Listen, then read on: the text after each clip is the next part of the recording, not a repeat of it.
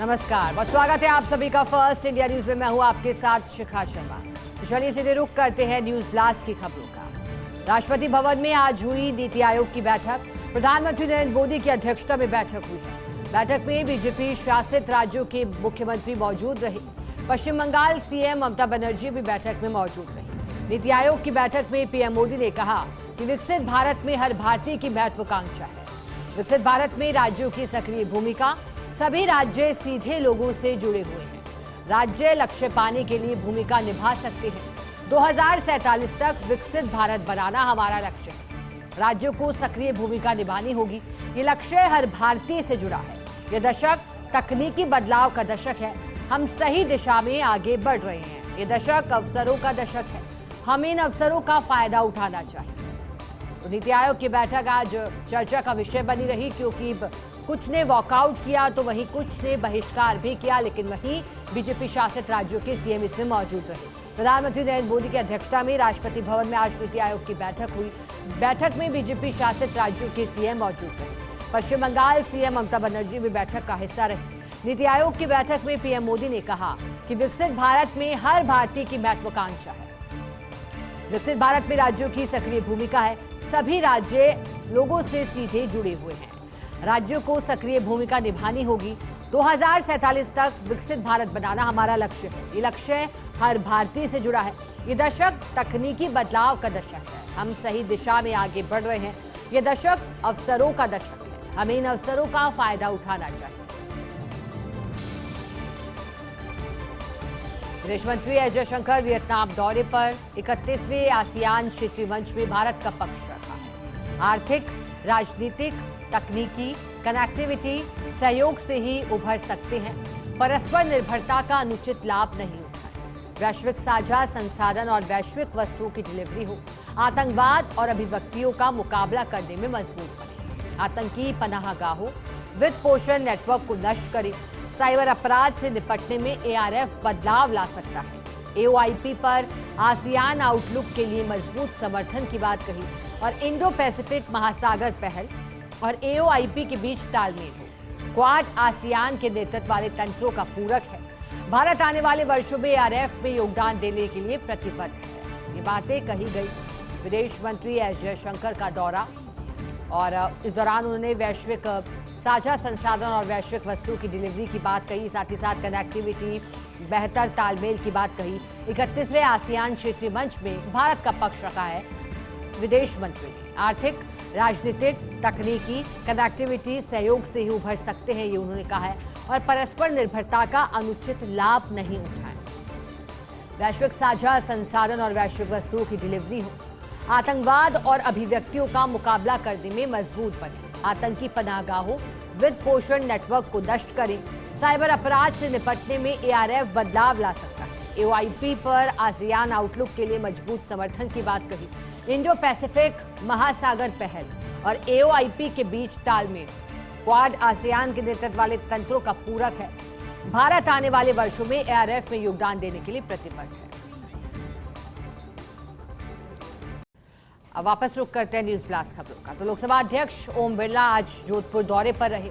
जोधपुर में राजस्थान हाईकोर्ट के platinum jubilee महोत्सव में शिरकत की। राजस्थान हाईकोर्ट एडवोकेट एसोसिएशन की ओर से कार्यक्रम हुआ।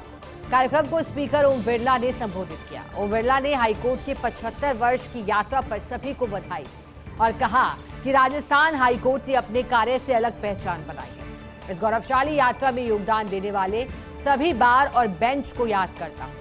समर्पण और सेवा से ये पहचान बनी है। इस यात्रा में 28 न्यायाधीशों ने सुप्रीम कोर्ट में अपनी सेवाएं दी। हम सबको गर्व है कि इन लोगों ने जहां भी काम किया, प्रदेश का नाम ऊपर किया। हमारी यात्रा का यह अंतिम पड़ाव नहीं है। अंतिम पड़ाव तब होगा जब अंतिम व्यक्ति तक त्वरित न्याय पहुंचा सकेंगे। 75 वर्षों की यात्रा में देश और प्रदेश की जनता का विश्वास नहीं खोया। दुनिया के कई देशों में लोकतंत्र पर प्रश्न चिन्ह लगे, लेकिन हमने लोगों का विश्वास जिंदा रखा। 65 करोड़ मतदाताओं ने मतदान कर सरकार को चुना।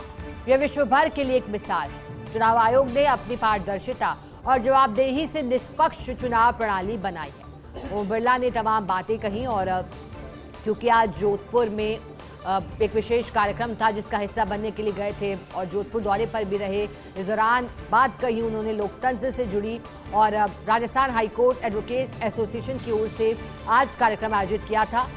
जोधपुर में राजस्थान हाईकोर्ट के प्लैटिनम जुबली कार्यक्रम में शिरकत की थी ओम बिरला ने।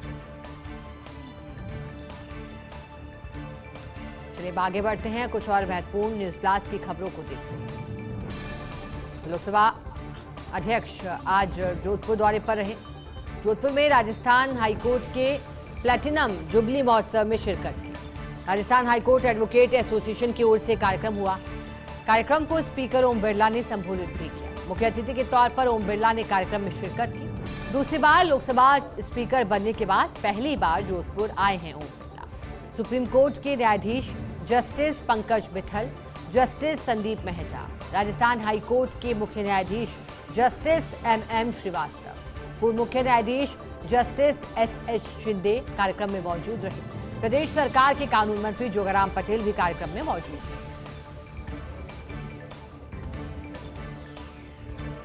और मदन राठौड़ 4 अगस्त को ग्रहण कर सकते हैं पदभार। राजस्थान भाजपा के नए अध्यक्ष पद का पदभार ग्रहण कर सकते हैं। 4 अगस्त को रविवार का दिन और इसी दिन संसद विधानसभा दोनों में अवकाश रहता है।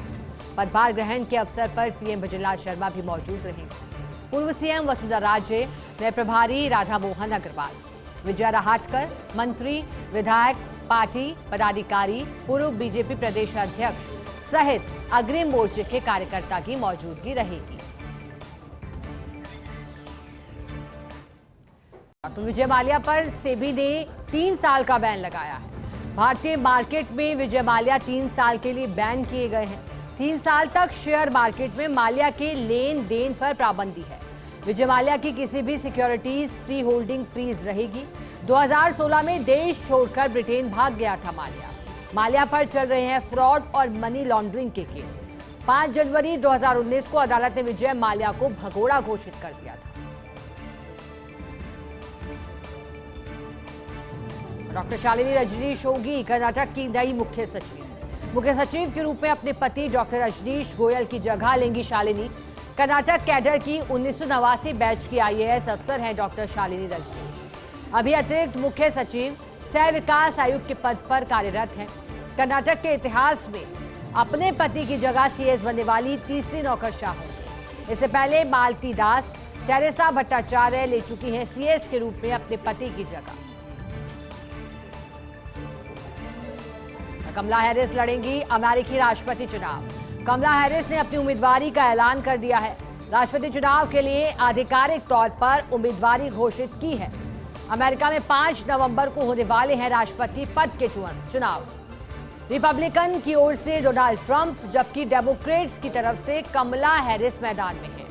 कमला हैरिस ने सोशल मीडिया X पर कहा कि आज मैंने आधिकारिक तौर पर संयुक्त राज्य अमेरिका के राष्ट्रपति पद के लिए अपनी दावेदारी की घोषणा करते हुए फॉर्म पर हस्ताक्षर किए हैं। मैं हर वोट हासिल करने के लिए कड़ी मेहनत करूंगी और नवंबर में हमारा जन संचालित अभियान जीतेगा।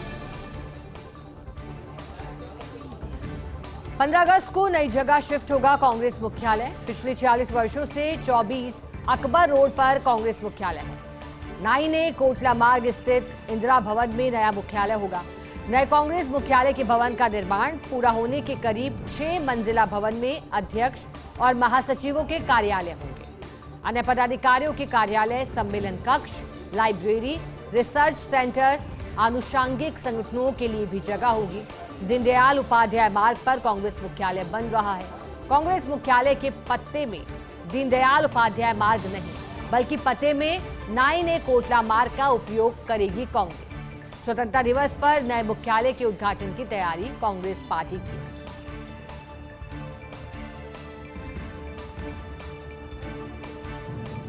पंद्रह अगस्त को नई जगह कांग्रेस मुख्यालय शिफ्ट होगा।